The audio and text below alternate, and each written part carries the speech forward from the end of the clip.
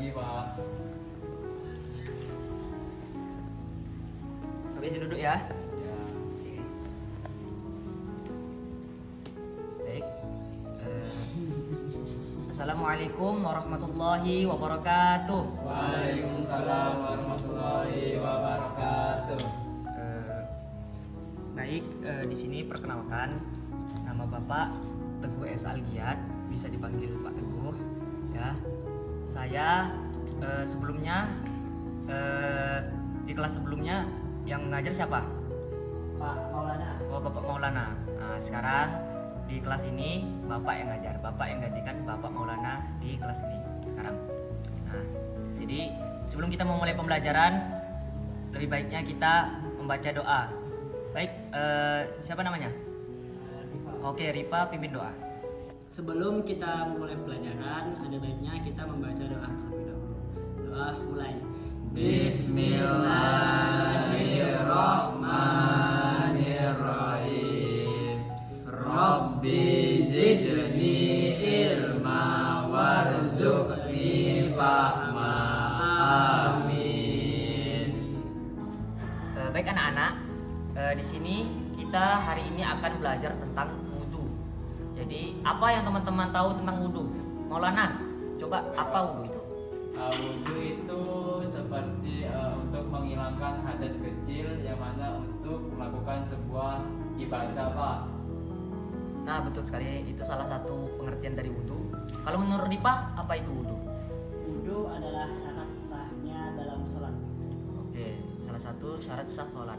Jadi teman-teman, wudhu itu adalah, kalau di dalam agama Islam, wudhu itu adalah salah satu bagian dari toharoh. Toharoh itu apa? Bersuci.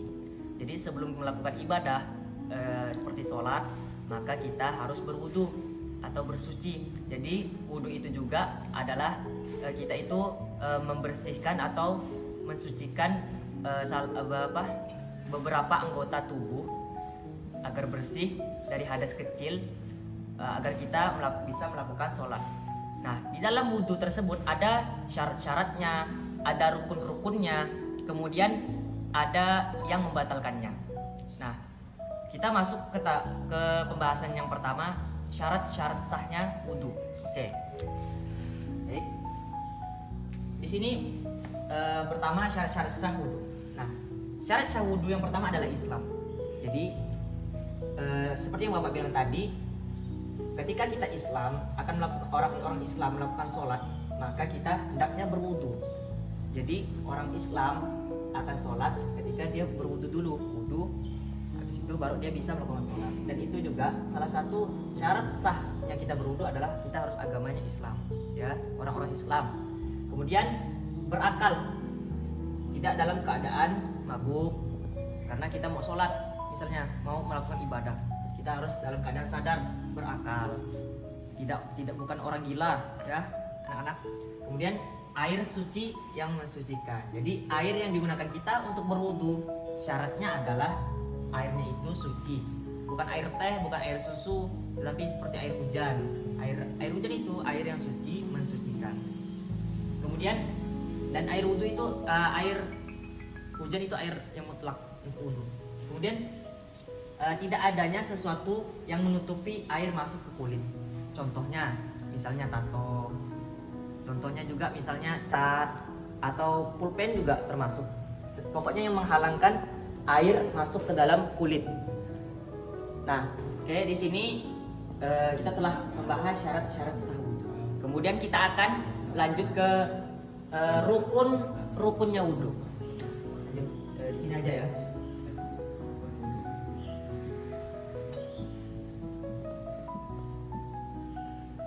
Rukun wudhu juga apabila kalian tinggalkan, maka tidak sah juga wudhu kalian. Kalau syarat itu, kalian itu sebelum melakukan wudhunya, kalian harus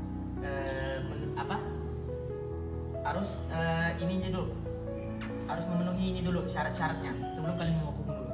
Bedanya syarat sama rukun itu, ini sebelum. Nah, kalau rukun itu di dalam wudhunya. Ketika kita proses sedang berwudhu, melakukan praktik wudhu, maka rukun itu tidak boleh ditinggalkan di dalam kita berwudhu. Oke? Yang pertama ada niat.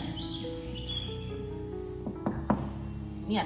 Jadi di dalam agama Islam juga kita sebelum melakukan sesuatu kita perlu niat ibadah. Niat. Kalau kita sholat kita perlu niat dulu. Kita juga sebelum wudhu maka kita harus niat dulu. Ada niatnya. Coba Maulana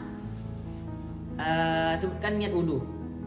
Bismillahirrahmanirrahim. Nawaitul wudu'a li raf'il hadasil asghari li raf'il lillahi ta'ala. Boleh diketawakan, coba lupa bentarkan. Bismillahirrahmanirrahim. Nawaitul wudu'a li raf'il hadasil asghari fardholillahi ta'ala. Itu niat wudhu ya teman-teman. Kemudian lanjut yang kedua. Yang kedua, rukun wudhu yang kedua adalah membasuh muka. Muka atau wajah ya. Membasuh muka atau wajah. Nah, membasuh muka atau wajah itu ini dari pangkal tumbuhnya rambut ini depan sini sampai ke bawah sini. Nah, itu harus menyeluruh ya, nggak boleh ada yang tersisa sedikit pun.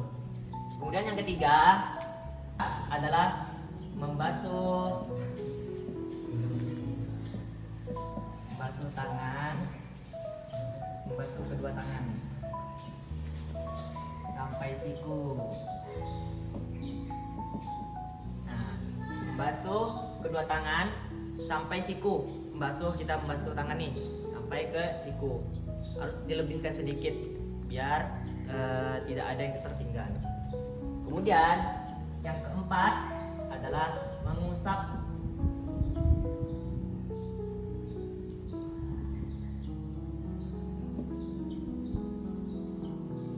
sebagian kepala. Nah, jadi mengusap rambut atau sebagian kepala yang sini atau sini pun tidak apa-apa. Yang penting sebagian kepala. Nah, kalau mau semuanya juga nggak apa-apa. Tapi yang penting kita mengusap sebagian kepala udah sah. Kemudian yang kelima itu membasuh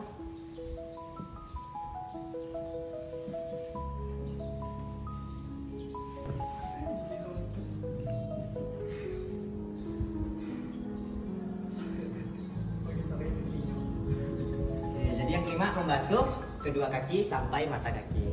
Membasuh nih, basuh kaki dari bawah sampai mata kaki. Lebihkan sedikit, nah, biar tidak ada yang tertinggal. Kemudian yang keenam, apa yang keenam? Tanya tahu? Tertib Pak. Wah, mantap, Maulana. Skor apa? Kamu dulu belajar di mana?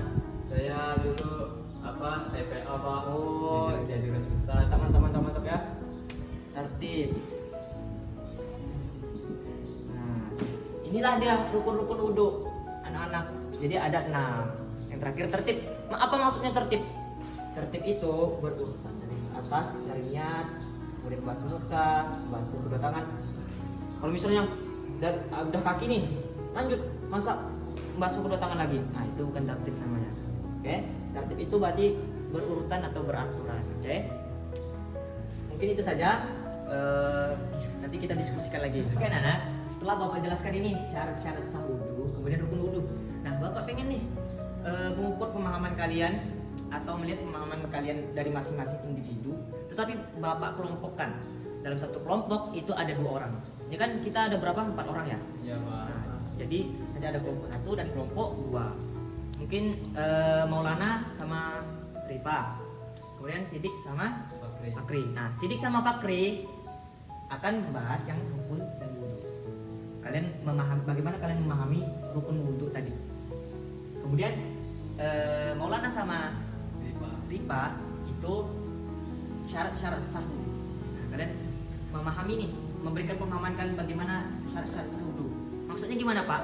Kalian yang satunya menjadi pendengar, kemudian satunya lagi menjadi yang menjelaskan atau memberikan pemahaman. Kemudian ditukar peran nanti. Jadi kalian saling bertukar pemahaman. Nah, kalau ada pemahaman yang keliru dari temannya, yang mendengarkan itu mungkin bisa membenarkan. Oke? Jadi itu saja. Bisa langsung diskusi ya. Oke. Gimana anak? Udah selesai semua? Sudah, Mungkin Pak. sudah pada memberikan pemahaman masing-masing kepada temannya. Sudah. Mungkin kita ada sedikit waktu lagi. Mungkin Bapak minta untuk perwakilan satu kelompok. Nah, yang depan aja ini tentang syarat-syarat sah wudhu. Maulana sama Rifa boleh maju. Bertukar pemahaman tentang ini. Menjelaskan apa yang hasil diskusikannya tadi tentang syarat-syarat sah wudhu. Oke, silakan maju. Maju kak. Ini satu kelompok satu ya, Maulana sama Rifa. Mantap mereka ini ya, berani. Jadi syarat sah wudhu, bagaimana kalian memahaminya? Coba jelaskan. Coba Maulana dulu menjadi pendengarnya nih. Apabila ada Rifa menjelaskan salah, maka coba dibetulkan. Coba Rifa dulu jelaskan. Saya nih pak. Nah, sesuai pemahaman kamu. Oke, jadi syarat-syarat sah wudhu itu ada 4, yaitu pertama Islam, yang kedua berakal, yang ketiga air suci yang mensucikan, dan yang keempat adalah tidak adanya sesuatu yang menutupi air masuk ke mulut. Nah, menurut teman saya, ya betul, syarat-syarat sah wudhu pertama adalah Islam, harus beragama Islam. Jika tidak beragama Islam, seperti agama lain yaitu Kristen, Protestan, terus Hindu, Buddha, kan tidak bisa tuh. Nah, jadi salah satu syarat sahnya wudhu yang pertama adalah harus beragama Islam. Mantap. Yang kedua yaitu berakal. Nah, kenapa harus berakal? Karena jika orang gila, orang yang tidak waras melakukan wudhu itu tidak sah. Kenapa? Karena dalam syarat-syarat sah wudhu itu adalah berakal. Jika tidak berakal ya tidak sah. Nah, seperti itu. Jadi yang ketiga, lanjut. Yang ketiga adalah air suci yang mensucikan. Nah, kenapa harus menggunakan air yang suci dan mensucikan? Karena dengan air suci yang mensucikan tadi itu dapat mensahkannya wudhu. Nah, jika misal dilihat dari air teh, air susu, air seperti itu kan kelihatannya suci tuh. Nah, tapi sebenarnya itu tidak mensucikan. Nah, apa yang dimaksud dengan air yang mensucikan itu seperti air hujan, air yang lebih dari 2 gula dan semacamnya. Nah, terus yang keempat yaitu tidak adanya sesuatu yang menutupi air masuk ke kulit. Nah, yaitu adalah seperti tinta pulpen tadi, seperti ada tato, seperti benda-benda yang lain yang menempel di kulit itu jika ada, itu salah satu hal yang tidak sah gitu, di dalam syarat-syarat sah wudhu. Jadi sebelum melakukan wudhu sebaiknya benda itu dihilangkan, dihapus. Jika tidak dihapus, tidak diterimanya syarat-syarat sah wudhu tersebut. Baik, sekian. Oke, mantap ya. Kasih tepuk tangan dulu untuk mereka berdua. Oke, mungkin betul ya udah Maulana? Betul, Seperti Pak. itu ya. Oke, kalian tadi diskusi udah betul banget. Mungkin Bapak juga yakin Maulana juga udah paham lah. Yang lainnya juga mungkin udah paham.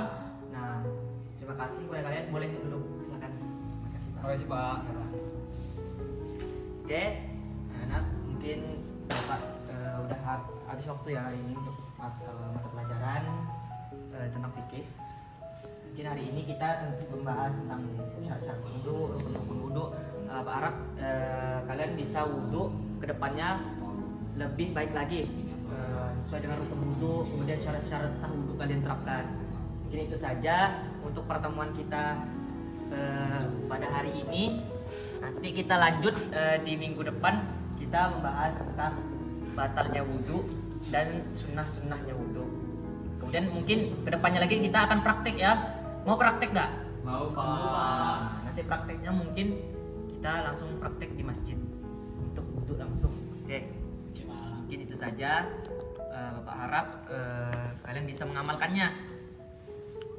Oke. Ya, Pak. Sekian. Terima kasih atas perhatiannya. Yang ini hadir semua. Adil Oke. semua. Sekian dari Bapak. Habis waktunya kita. Mungkin kita doa dulu sebelum mengakhiri pembelajaran kali ini dengan kafaratul majlis. Subhanallahumma wa bihamdika. Asyhadu an la ilaha illa anta astaghfiruka wa atubu ilaik. Wabillahi taufiq wal hidayah. Assalamualaikum warahmatullahi wabarakatuh. Waalaikumsalam warahmatullahi wabarakatuh. Oke. Makasih ya teman-teman. Halo, Pak. Hati-hati, Pak. Oke.